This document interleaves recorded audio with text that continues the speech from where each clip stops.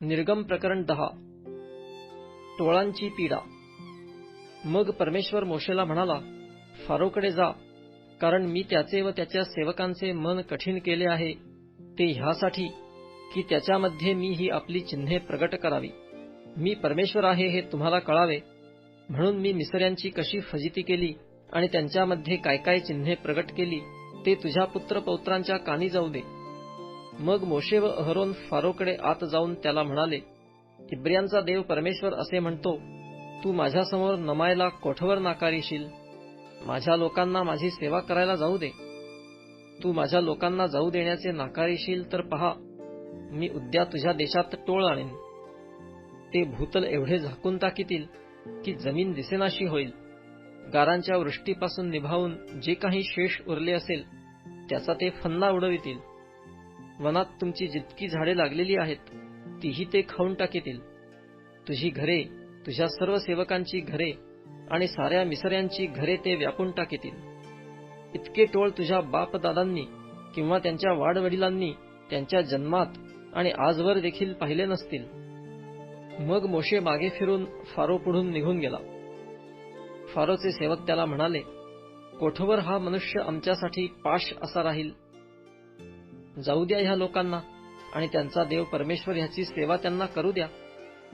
मिस्र देशाचा नाश झाल्याचे आपणाला अजून कळत नाही का?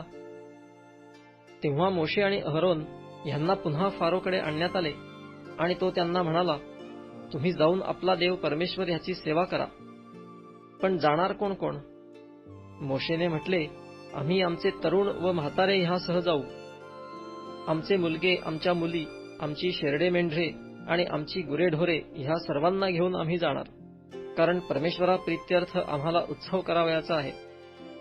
तो त्यास म्हणाला, मी तुम्हाला तुमच्या मुलाबाळांसह जाऊ दिले तर परमेश्वर तुमच्या बरोबर असो. खबरदार, तुमच्या मनात वाईट हेतू आहे असे होणार नाही. तुम्ही पुरुषच जा आणि परमेश्वराची सेवा करा, कारण तुम्ही तरी हेच मागत आहात. मग त्यास फारो पुढून घालवून दिले. परमेश्वर मोशेला म्हणाला, मिस्र देशावर टोळधाड यावी म्हणून त्यावर आपला हात उगार, म्हणजे ती गारांच्या सपाट्यातून उरलेली वनस्पती खाऊन टाकील. मोशेने मिस्र देशावर आपली काठी उगारिली, तेव्हा परमेश्वराने दिवसभर व रात्रभर देशावर पूर्वेचा वारा वाहविला आणि सकाळ झाली तेव्हा पूर्वेच्या वाऱ्याबरोबर टोळ आले.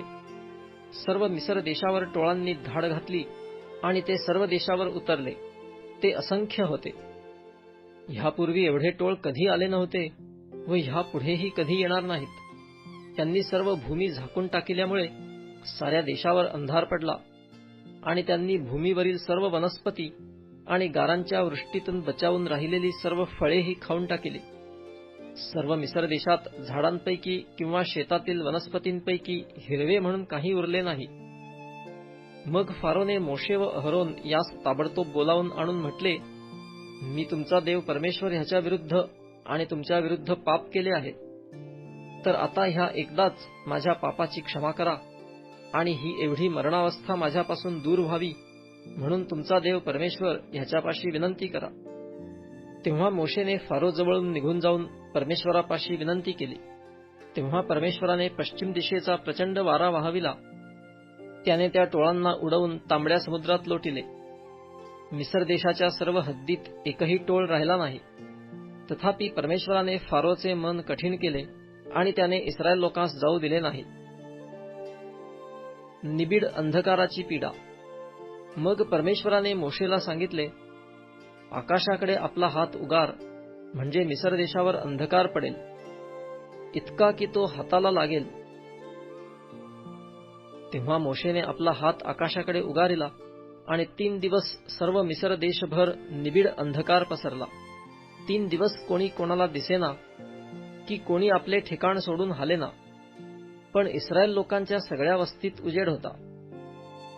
मग फारो मोशेला बोलावून म्हणाला, तुम्ही जाऊन परमेश्वराची सेवा करा. तुमची शेरडे मेंढरे व गुरेढोरे मात्र येथेच राहिली पाहिजेत. तुमच्या मुलाबाळांनाही तुमच्याबरोबर घेऊन जा. मोशे म्हणाला, आमचा देव परमेश्वर ह्याला यज्ञ करण्यासाठी यज्ञ पशु व होमबली तू आमच्या हवाली केले पाहिजेत.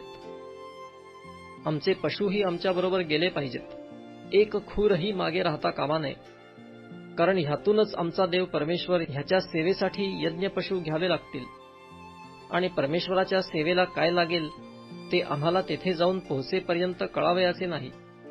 तथापि परमेश्वराने फारोचे मन कठीण केले आणि तो त्यांना जाऊ देईना. फारो त्याला म्हणाला, माझ्या पुढून चालता हो आणि संभाळ, पुन्हा मला आपले तोंड दाखवू नकोस. तू आपले तोंड मला दाखविशील त्या दिवशी तू मरशील. मोशे म्हणाला, तू ठीक बोललास, मी पुन्हा तुझे तोंड कधीही पाहणार नाही.